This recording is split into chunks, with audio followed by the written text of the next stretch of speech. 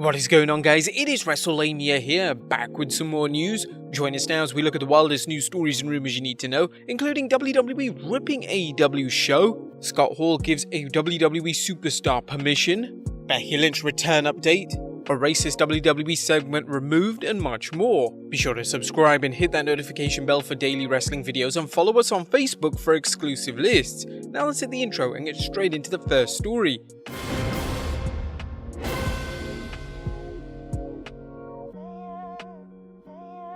Now, first story looks at WWE ripping AEW show. AEW's Blood and Guts edition of Dynamite was a huge success, other than the much maligned finish where Chris Jericho clearly landed on a crash pad, but apparently not with WWE officials. PW Insider's Dave Shearer spoke about WWE executives' reaction to the bloody double cage match between the Pinnacle and the Inner Circle that just set the business back 30 years, and I've heard from people in management and they hated it. However, Shearer also noted that some WWE wrestlers discussed how they'd like to perform a similar match themselves. Earlier this week, Ringside News reported on WWE staff members' reactions to the lawyer-friendly version of War Games.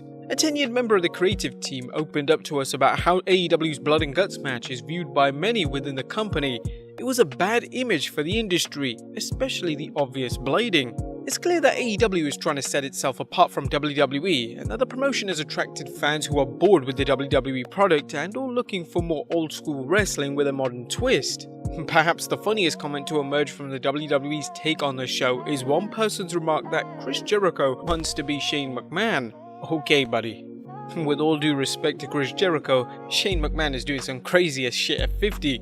Next up, a WWE Becky Lynch update. Our ass kicker Becky Lynch hasn't been seen in WWE since April of 2020, becoming a mother. Her fans have been awaiting her return since January, and Lynch even trolled fans by taking a picture of the entrance curtain at the Royal Rumble, teasing that she was going to be an entrant, but nothing came of it. We also didn't get the much rumored return at Wrestlemania, even though Nick Khan said her return is imminent. Well, there is good news though, as it seems she's ready to make a full return, as Ringside News has reported she's quietly signed a new contract. It's been reported that a new contract is worth $1 million per year. It'd be cool if Becky Lynch actually returns at the Money in the Bank pay-per-view in June, wins the Money in the Bank, then goes on to cash it in later on in the year. Next up, Scott Hall gave a WWE superstar permission. Now nearly 30 years later, fans still remember Ramon's trademark swagger and finisher, the Razor's Edge. So is it any surprise where fans see Damian Priest and notice something familiar about the Archer of Infamy? Well, a recent WWE Chronicle episode profiling Priest revealed the Raw superstar's inspiration for his entrance as well as one of his key moves. Priest explained, "Of course I was nervous when I asked Scott just permission for anything, whether it was some mannerisms or gear or even moves. As most people know, I use the Razor's Edge in my repertoire, which he was also cool enough to bless me with it. The one thing that was cool was when I was like, hey, so your walk?"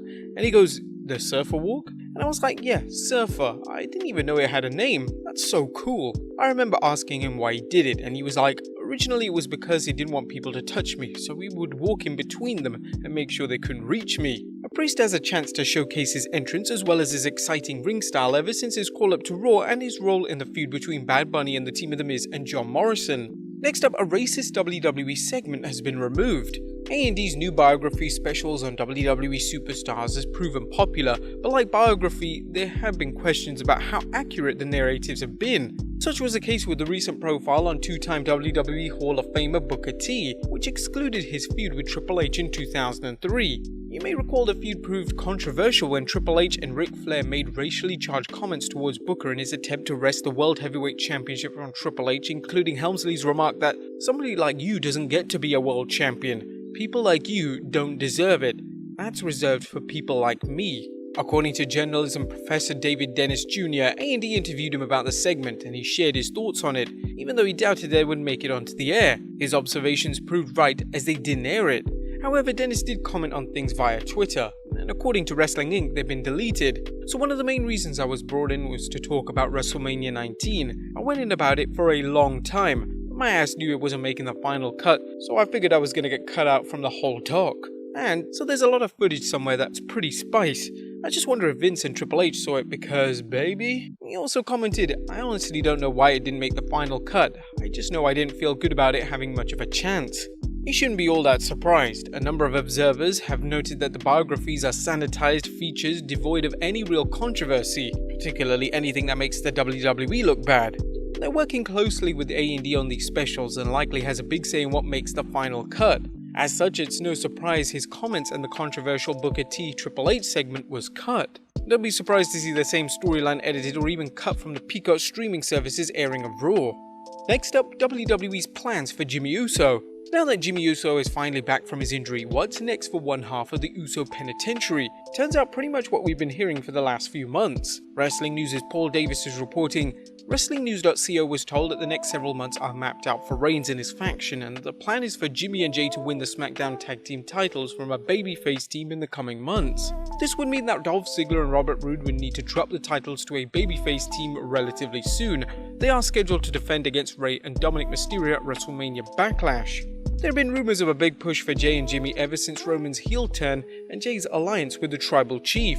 Next up, Matt Hardy shuts down an AEW critic. Everyone is a critic, whether it's film, music, or pro wrestling. One person on Twitter was very vocal about the silliness in AEW. Matt responded, "People love AEW, dumbass. AEW was the #1 television show on cable this week. I know you canon bootlickers have to follow archaic beliefs and spew these things, which happened over a year ago.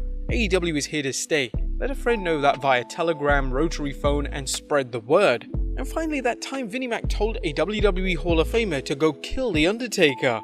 Last but not least, a debut can make or break a new superstar, so is it any surprise Vince McMahon wanted to make the most out of WWE Hall of Famer The Great Khali's first appearance on SmackDown? During an appearance on Rewind, Recap, Relive, the Punjabi Nightmare recalled, "Vince said, I want to debut you, but he didn't say who is my opponent. He gives me a call and says, come to television after WrestleMania. Same day, Michael Hayes says, you have a big day. You need to go out during Mark Henry and fighting and you need to kill The Undertaker. I was so happy. He tried to explain and Vince said, yes, kill him hard, not easy." That moment was really great. All the world knew who was the Great Khali. I want to thank Vince McMahon and WWE for making Great Khali. I appreciate Vince McMahon and WWE. The Great Khali would go on to have a huge push despite him being greener than grass. As fans have repeatedly seen, The Undertaker has generously put over opponents in order to help him get started or reach the next level. But there you have it, folks, the wildest wrestling news stories and rumors you need to know. Be sure to leave your comments down below, and I'll see you next time with some more wrestling content.